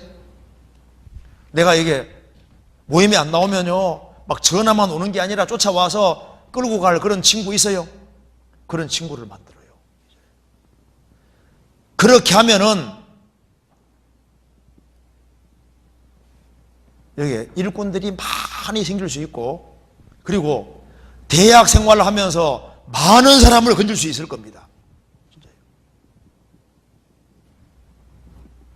무슨 말 이해되죠? 그래서 혼자서는 신앙이 뜨거워지지 않습니다. 그래서 동무, 나를 붙들어줄 동무, 신앙생활 잘하는 동무, 그런 신앙의 친구들, 이제 대학에 들어가도 거듭난 크리스찬들, 그런 친구들을 가까이 하고 어떻게 하든 간에 그런 친구 자주 만나서 신앙생활을 발전시킬 수 있도록 이렇게 하시고, 꼭 무리가 연결돼요. 혼자 있는 건 안 됩니다. 그러면요 뒷길로 가요. 이 시대에 혼자 힘으로 죄 못 이깁니다. 반드시 연결돼가지고, 그래서 모임 많다고 생각하지 말고 모임을 우선으로 자꾸 생각해가지고 말씀 자꾸 듣고 이렇게 해봐요. 그러면요 구원받은 무리 가운데서 마음이 뜨거워지고 하기 때문에 이제 신앙생활 하면서 신앙생활 잘 할 수 있는 길이 열릴 겁니다. 그리고 여기 있는 분들이 다 주님 앞에서 그냥 쓰임받는 것이 아니라 크게 쓰임받는 사람 될 수 있다니까요. 크게 쓰임받아야 될 거 아니에요. 이왕 하는 김에 많이 구원받게 해야죠. 그럴 수 있습니다. 나 같은 것이 뭐 이렇게 생각하면 안 되고, 주님은 돌멩이도 아브라함 줘서 만듭니다. 아세요? 소년이 드린 보리 5개 물고기 2마리로 5,000명 먹이셨잖아요. 소년이 무슨 힘이 있어요? 어린 나이에 찬미를 받으신 주님이십니다. 어린 나이도 받으셨는데 나는 대학생인데 나이가 많아요. 내 마음만 돌이키고, 그래서 이번에 여기 같이 이렇게 모임을 하는데 이게 참 중요한 모임입니다. 좀 중요해요. 그래서 자, 모임에 빠지지 말고 꼭 연결됩시다. 그렇게 하시겠죠? 그렇게 하셔야 돼요. 그렇게 하시고, 그리고 여기 신앙생활 잘하는 선배들 말을 잘 들어가지고, 그래서 크리스찬으로서 아주 훌륭하게 되도록 이제 그렇게 좀 했으면 좋겠습니다. 같이 기도하시겠습니다.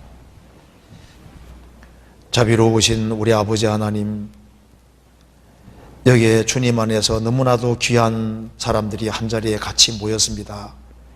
이 대학부 시절이 얼마나 중요한지를 알 수 있도록 도와주시고, 주님이 대학에 두신 거기에도 아주 중요한 뜻이 있는 줄 압니다. 왜 구원했는지를 알 수 있도록 도와주시고, 구원해 주신 이유를 알고 또 나머지 생에 어떻게 살아야 할지를 깊이 생각할 수 있도록 도와주시고, 주님 앞에서는 그날 잘했다는 칭찬을 받을 수 있도록 도와주옵소서. 우리의 신앙생활에 따라 많은 사람의 운명이 걸려있는 줄 압니다. 주님께서 그 마음을 일깨워 주시고 이 시절에 모든 것을 예비하며 준비하며 생을 살 수 있도록 도와주옵소서. 고마우신 우리 구주 예수 그리스도 이름으로 기도하옵나이다. 아멘.